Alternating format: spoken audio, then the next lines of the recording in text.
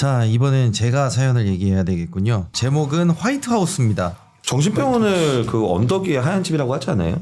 보통? 네, 그런 말이 있죠. 그쵸. 네. 네. 근데 그런 말은 왜 생겼을까? 원래 언덕 위에만 지을 수 있게끔 허가를 냈던 걸까요? 약간 외부인의 출입이 자유롭지 않게 뭔가 그런 이유가 좀 있지 않을까요? 그럼 만약에 네. 우리 그 단독주택에 집을 짓는다 그러면 네네. 무슨 색으로 짓고 싶으세요? 저 같은 경우는 이제 제 시그니처 컬러가 있긴 합니다. 제가 어떤 컬러? 초록색을 좀 좋아해가지고 국방색. 이거는 그렇긴 한데요. 카키색. 요거보다 조금 더 예쁜 초록색을 좀 네네. 좋아해서 또 공교롭게 약간 맡은 캐릭터가 머리가 초록색이거나 네. 초록 눈빛이거나 이런 캐릭터 좀 많이 했어요. 무조건 초록색이 좀 묻어 있구나. 네, 그래가지고 좀 저 시계가 초록색입니다. 너무 예쁘다. 뭐 선물로 주시는 게 죄송합니다. 요즘 초록색 되게 이쁘게 잘 나오죠. 네, 맞습니다. 맞아요. 형님. 롤렉스의 시그니처 색상도 그린 아니겠습니까? 형님? 맞습니다. 아, 그렇죠. 네. 갖고 싶네요. 네. 형님 집에 두 점 있는 거 아닙니까? 없어요. 저 없습니까? 왜 그러세요? 나중에 구경 한 번만 시켜주세요. 아니 없어요. 근데 진짜 단독주택을 저는 너무 갖고 싶은데 관리하기가 힘들 것 같아요. 단독주택이요? 네. 아. 그렇게 색깔별로 이렇게 놔두면 너무 이쁘니까 아니면 뭐 유니콘 색깔 빨주노 쪽 파란색부터 해가지고 막 이렇게 해가지고 그래서 살고 싶긴 한데 하얀색 집 화이트하우스. 화이트하우스. 자, 그럼 제가 마지막 사연 한번 읽어보도록 하겠습니다.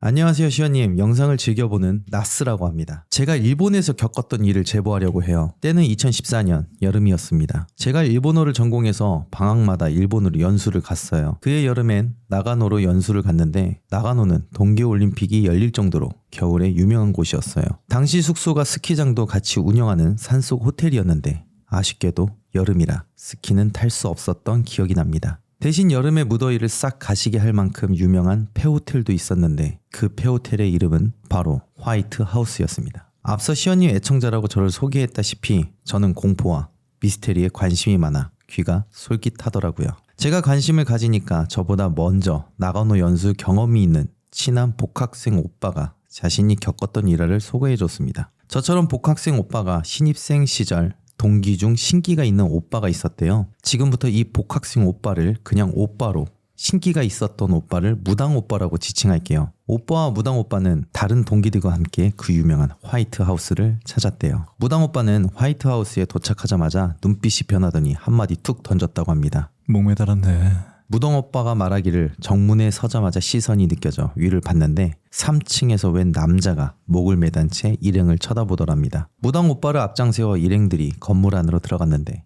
무당 오빠는 들어가자마자 인상을 찌푸렸대요. 이것들 장난이 심하네. 야, 라이터 좀 줘봐. 무당 오빠는 생각보다 심각했는지 혹시 몰라 준비해온 부적을 꺼내며 동기들에게 라이터를 달라고 했대요. 오빠가 회상하기를 이것들이라고 표현하는 무당 오빠를 보며 그 목매단 남자만 있는 게 아니구나 생각했대요. 아무튼 무당 오빠는 라이터를 받아 부적에 불을 붙이려고 했지만 건물 안에 들어오기 전만 해도 잘 켜지던 라이터가 불똥만 튀길 뿐 전혀 켜지지 않았대요. 다른 동기들의 라이터도 전혀 켜지지 않아 오빠가 물었대요. 이거 왜 이러는 거야? 얘네들이 목격에 자꾸 끄는 거야.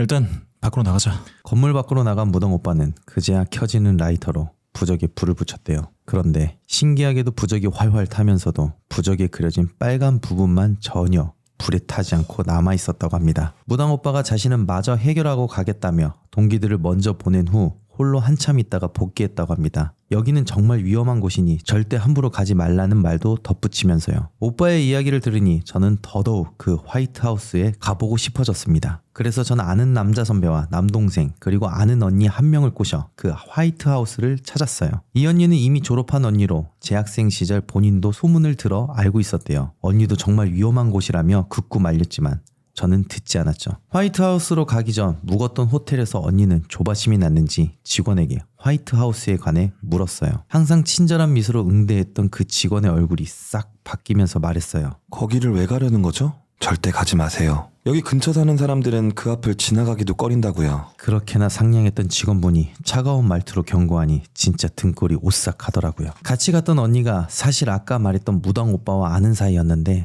저랑 화이트하우스에 간다니까 국제전화를 하면서까지 언니를 말렸다고 해요. 나스야, 직원분도 그렇고 무당 오빠도 이렇게나 말리는데 꼭 가야겠니? 이렇게 말리니까 어렸던 저는 무식했던 건지 용감했던 건지 더 가고 싶었습니다. 저도 겁이 났지만 애써 티를 내지 않고 일행을 설득해 화이트하우스 앞까지 갔습니다. 한여름인데도 이상하게 건물 앞은 서늘하다 못해 한기가 느껴졌어요. 화이트하우스라는 이름답게 건물은 정말 다른 색이라고는 찾아볼 수 없을 정도로 새하였습니다. 원래 호텔이었다고 하는데 호텔이라기보다는 정신병원 같았어요. 마음의 준비를 마친 저와 일행은 정문에 있는 육중한 하얀 문을 당겼습니다. 얼마나 오래됐는지 문은 뻑뻑해서 잘 열리지 않았어요. 여자인 제가 혼자 낑낑거려도 열리지 않자 남자 일행까지부터 겨우 문을 열었습니다. 성인 한 명이 겨우 오갈 수 있을 정도만 문이 열렸어요. 건물 안은 시원님 영상에서 보던 흉가와 별반 다를 것이 없었습니다. 부서진 가구들, 찢긴 커튼, 서늘한 공기. 낮에 갔는데도 한기가 마구 느껴졌습니다. 결국 저희는 건물 위층으로는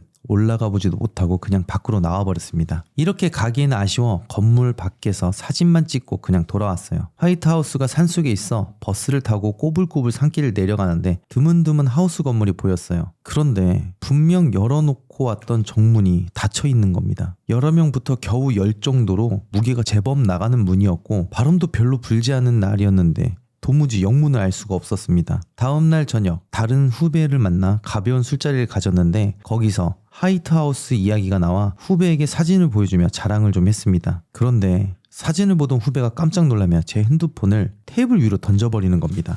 야, 너 왜 그래? 누나, 여기 안 보여요? 후배가 3층의 한 창문을 가리키며 눈을 커다랗게 뜬 무언가가 보인다는 겁니다. 저는 아무것도 보이지 않았지만 그 후배는 기분이 나쁘니 사진을 일단 지우자며 사진첩에서 삭제했습니다. 그 후 알아보니 그 무당 오빠가 목맨 남자를 봤던 객실과 후배가 이상한 걸 본 객실의 위치가 정확히 일치했어요. 이 하우스에서 일하던 지배인이 그곳에서 목을 맸다는 소문도 돌고 있었다고 하니 더 신빙성이 있어 보였어요. 그렇게 모든 일이 끝났다고 생각한 그날 새벽, 저는 살면서 처음 귀신을 목격하게 됐습니다. 방에서 왁자지껄 떠들다가 화장실에서 하얀 사람의 형체가 걸어 나오는 것을 봤어요. 너무 놀란 저는 비명을 지르며 이불을 뒤집어 쓰고 벌벌 떨었습니다. 갑자기 왜 그러냐며 주변 일행들이 어리둥절했지만 아무 말도 할 수 없었습니다. 자다가 꿈을 꾼 것도 아니었고 술도 거의 마시지 않았는데 뭐라 설명할 수가 없었어요. 헛것을 봤다고 하기에는 너무 선명하게 봤으니까요. 그래서일까요? 하루도 빠지지 않고 몸을 가눌 수 없을 정도로 아팠습니다. 실습에도 참여 못하고 매일 알아 누워 있으니까 일본 현지 담당자가 직접 찾아왔어요. 그 담당자에게 저는 화이트하우스에 있었던 일을 모두 털어놓았습니다. 그러자 담당자는 제 등짝을 마구 때리며 저를 꾸짖었습니다. 그런데 담당자가 저를 혼내는 이유는 따로 있었어요. 너 문은 왜 안 닫고 온 거야? 토이라는 일본 신사 앞에 있는 빨간 문을 혹시 보신 적 있나요? 이 문을 경계로 2승과 2승이 아닌 다른 곳을 나눈다고 하는데 이번 화이트하우스 사건을 겪으면서 일본은 참 문을 중요하게 생각한다고 다시 새삼 깨달았어요. 현지 담당자는 저희 일행이 문을 열고 왔기 때문에 귀신이 제게 붙은 거라 했습니다. 제가 돌아가는 버스 안에서 문이 닫힌 걸 봤다고 하니까 그나마 다행이라고 하셨습니다. 너무 무서워진 전 그 담당자분 바지가랑이를 붙잡으며 도와달라고 했어요. 담당자분은 어쩔 수 없다며 싹싹 비는 수밖에 없다고 하셨습니다. 저는 그 말대로 진짜 한국어로도 일본어로도 육성으로 빌고 또 빌었어요. 죄송하다고. 다시는 그러지 않겠다고 수십 번 외쳤습니다. 제 진심이 통했던 걸까요? 다행히도 그 이후로는 귀신을 보지도 악몽을 꾸지도 않았습니다. 그날 이후로는 한국이든 일본이든 흉가는 얼씬도 하지 않고 있어요. 혹시라도 시연님 영상을 보고 흉가 가고 싶어 하시는 분들이 있을까봐 말씀드립니다. 절대 가려고 하지 마시고 시연님이 가는 영상으로 대신하시길 바랍니다. 벌써 10년이 지났는데도 아직도 그때의 기억이 생생하네요. 일본은 참 문을 중요하게 생각한다고. 네네. 맞아요. 또 공교롭게 제가 또 문단소 그렇죠. 저도 그 생각했어요. 그쵸, 그쵸. 네. 그 뭔가 이제 일본에서는 그 문이 굉장히 상징하는 바가 네. 되게 큰가 봐요. 네, 맞습니다. 네. 그래가지고 또 이제 제가 또 무당 오빠 역할을 네. 했는데 네. 부적을 태웠는데 어떻게 그 빨간 맞아요. 글씨만 남고 그런 게 근데 무당 오빠가 어쨌든 우리나라 사람인데 네. 다른 나라 귀신한테도 그런 게 통하나요? 믿음인 것 같아요. 믿음. 그리고 문보다 가장 중요시 생각하는 게 뭔지 아세요? 뭐요? 부적에 뭘 쓰죠? 글. 네. 글의 힘은 예전부터 네. 어마어마했어요. 그래서 이게 어느 나라 뭐 귀신이냐 이런 건 중요하지 않고 글의 힘에서 나오는 거기 때문에 저는 충분히 가능성 있다고 봅니다. 통하기도 하죠. 네. 네. 그러면 여기서 내용에서 봤을 때 정말 그러면 문이 열려서 귀신이 붙은 걸까요? 그럴 가능성이 있어요. 저희도 문을 굉장히 그러니까 당직기나 저희 컨텐츠 보시면 아시겠지만은 문에 굉장히 중점을 둘 수밖에 없는 게 사실상 일본 사람들 같은 경우에는 이런 심령적으로 연구를 많이 했어요. 네. 그 경험적으로도 많고 그리고 그거를 뭐 문화를 개성받은 게 아니잖아요. 저는 그냥 흉가를 가면서 습득했던 걸 보니까 문하고 굉장히 큰 연관성이 많습니다.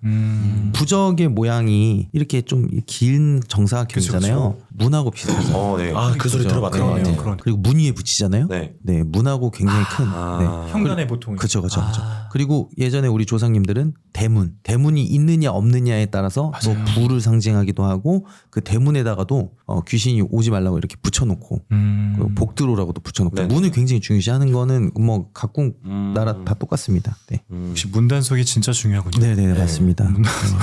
우리가 흉가라고 하면 귀신이 나온다는 것만 흉가는 아니잖아요. 네. 뭐 우리는 알지만은 흉가가 네. 흉흉한 사건이 일어난 장소를 흉가라고 해요. 그 안에는 도둑 든 집도 흉가입니다. 강도가 들어온 집도 흉가고 불이 나거나 아니면 뭐 여러 가지 사건 그러니까 계속 공통적으로 일어난 곳은 흉가라고 하는데 문단속을 하지 않으면 흉가가 될 수 있겠네요. 그렇죠.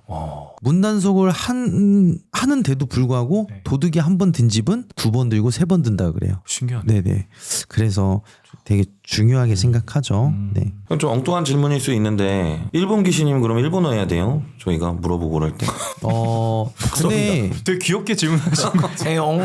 네. 제가 각 나라를 다녀봤는데 네. 언어는 진짜 중요하진 않아요. 네, 언어는 그러니까 사람들이 야 접시 넣으면 일본말 하는 거야? 야 그러면은 뭐 너는 일본말로 해야지 얘네들이 알아듣지라고 하는데 정신적인 거예요. 내가 너 어딨어? 라고 이제 한국말로 뱉더라도 그 느낌과 에너지는 다 같거든요. 그래서 뭐 굳이 일본말로 대화하진 않아도 돼요. 저는 이제 시청자들한테 좀 약간 몰입감을 주기 위해서 일본어를 굳이 뭐 이렇게 하는 건데 사실 그건 중요하지 않은 것 같아요. 네. 그런 식으로 따지면은 뭐 신라 시대 귀신부터 해가지고 고려 시대 귀신은 뭐 지금 우리나라 말을 하나요? 못하죠. 네, 못하죠. 다 다른 말인데 일본이 문을 신성시 여기는 이유가 뭘까요?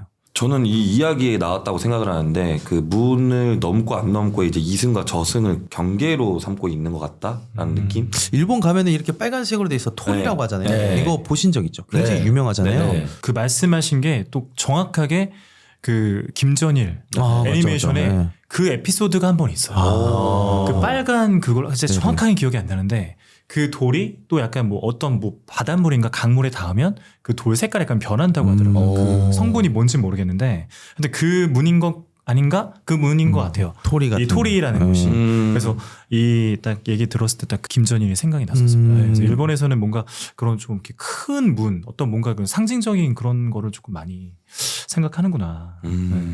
우리가 또 문턱에 대한 이야기도 있고 네. 그러니까 이 문에 대한 부분은 문턱 밟지 마 문지방 밟지 마 문지방, 문지방.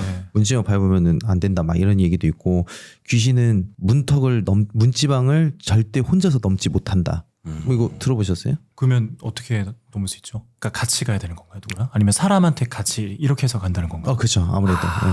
뭔가 조건이 있어야 되는 거예요. 그리고 문이라는 게 있잖아요. 사람은 이 문을 지나가면은 다음 공간으로 그냥 바로 가지잖아요.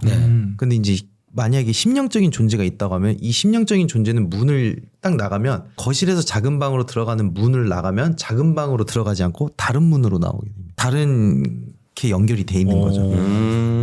귀신길이라고 해서 1차원적으로 생각하면 귀신은 그냥 걸어 다닌다. 이렇게 걸어간다라고 생각할 수 있는데 우리가 보다 보면 귀신이 사라지잖아요. 네. 얘네들은 길 자체가 인간이 생각할 수 있는 그 길은 아니더라고요. 그런 것 같아요. 네. 나중에 문에 대해서 제가 스즈메 문단속 한 번 더 보고 네, 거기서 네, 조금 더 이 사연을 풀어보도록 할게요. 와, 봐야겠다. 굉장히 좀 문하고 연결된 게스트 분을 또 섭외해 주셔가지고 되게 신나네요. 그러게요. 자, 좋습니다. 이렇게 오늘도 사연을 모두 읽어보았습니다. 오늘은 특별히 우리 정주원 성우님을 이렇게 모셔가지고 또 이렇게 참여도 해주셨는데 역시 성우분이라 목소리가 브라보. 그래요. 오늘 녹화 참여하셨는데 좀 어떠셨습니까? 우리 시원님도 그렇고 우리 뭐 뱅진님, 카노님 너무 편안하게 조금 죄송한 말씀이 있지만 제가 사실 쫄보라 이렇게 무서운 거를 그렇게 많이 접하지는 않았는데 너무나 감사하게 이렇게 귀한 자리에 또 초대를 해 주셔가지고 저도 진짜 이렇게 시청자분들의 약간 오싹한 사연을 3가지를 딱 낭독도 하고 들었지만 무서운 얘기지만 흥미가 갑자기 확 생겨가지고 저도 이제 윤시원님의 그 채널을 너무나 애청을 하지 않을까 그런 생각이 좀 들고 조금 덜 무서운 것부터 추천을 해주시면 제가 조금씩 이렇게 조금 적응하면서 한번 좀 네, 빠져 들어보도록 하겠습니다. 근데 저는 공포라기보다는 약간 좀 원맨쇼 느낌이 좀 있어서 그리고 좀 진입장벽이 낮을 겁니다. 네. 유쾌한 공포. 네. 유쾌한 공포 너무 네, 좋습니다. 정말 보기 편합니다. 네네네. 네. 카노 씨하고 뱅진 씨는 오늘 어땠습니까? 여기 개편되고 나서 들어왔을 때 성우님이 목소리는 단연 탑이 아닐까. 진짜 모든 분들 통틀어서. 근데 좋으신 분들이 많았었어요. 정말. 정말요? 네. 많아가지고 몰입도 엄청 잘 되고 TMI이긴 한데 저 선택 안 해주셔서 감사합니다. 근데 아까 그 눈빛이 너무 간절하셔가지고 네, 느껴졌어요. 뽑지 말라고. 네. 우리 뱅진 씨는요? 네, 형님 저는 뭐 드릴 말씀이 네, 잘 들었습니다. 네. 형님 저 한번 말씀하세요. 지게 해주십시오. 예. 이 남자한테도 설렐 수 있구나라는 걸 오늘 또 느꼈고 진짜 심장이 두근두근거리는 오늘 라디오였고요. 수즈메이 문단속 더빙판으로 한 번 더 보려고. 근데 나도 그렇게 한번 더 보려고. 이렇게 되는 거 아니 같아요. 근데 그렇게 될 수밖에 없는 게 와 나 저 사람 알아. 나 봤어. 나 들었어. 나 지금 직접 들었어. 이런 거 아, 신분 근데 것이. 뱅진님이 말씀하신 게 사실 성우들한테는 진짜 너무나 극찬인 거거든요. 굳이 딱 찾아보지 않으면 접하기 어려운 건데 너무 감사한 말씀. 아유, 아닙니다. 진짜 감사합니다. 더빙판을 보거나 네. 아니면은 좀 어디 애니메이션을 볼 때 정주원 사모님이다. 이거 있잖아, 네, 그지? 있죠. 그죠. 열심히 목소리. 활동하도록 하겠습니다. 네, 감사합니다. 자, 마지막으로 정주원님과 함께 저희 공포 라디오 시청자분들에게 하고 싶은 말 있으면은 한번 전달 좀 부탁드리겠습니다. 네, 우리 윤시연님과 함께하는 우리 공포 라디오 또 애청자분들, 네. 너무나 귀한 자리에 이렇게 초대해 주셔서 너무 감사하고요. 언제든 저는 다시 혹시라도 불러주시면은 저는 정말 바로 달려오도록 하겠습니다. 네. 정말로 사실 내가 오늘 와서 뭘 할 수 있을까라고 좀 걱정을 많이 하고 왔는데 세 분이 너무 유쾌하게 해주시고 저도 하다 보니까 몰입을 하게 되는 너무나 재밌는 시간이었어가지고 다음에 꼭 한번 다시 시청자분들께 인사드릴 수 있는 시간이 오면 좋겠습니다. 네, 감사했습니다. 너무 감사합니다. 와, 윤시연의 공포 라디오 아쉽지만 여기서 마무리고요. 여러분들의 무서운 사연을 받고 있습니다. 저기 위에 보시면은 여기 무서운 경험을 하셨거나 알고 계신다면 여기 주소로 보내주시면 저희가 사연을 읽어드리도록 하겠습니다. 그리고 또 여러분들 직접 이야기해 주시는 분들도 저희가 사연으로 잡고 있으니까 꼭 보내주시고요. 그럼 이쯤에서 마무리하고 다음 주에 또 인사드리도록 하겠습니다. 감사합니다. 고맙습니다. 네, 감사합니다. 수고하셨습니다. 수고하셨습니다.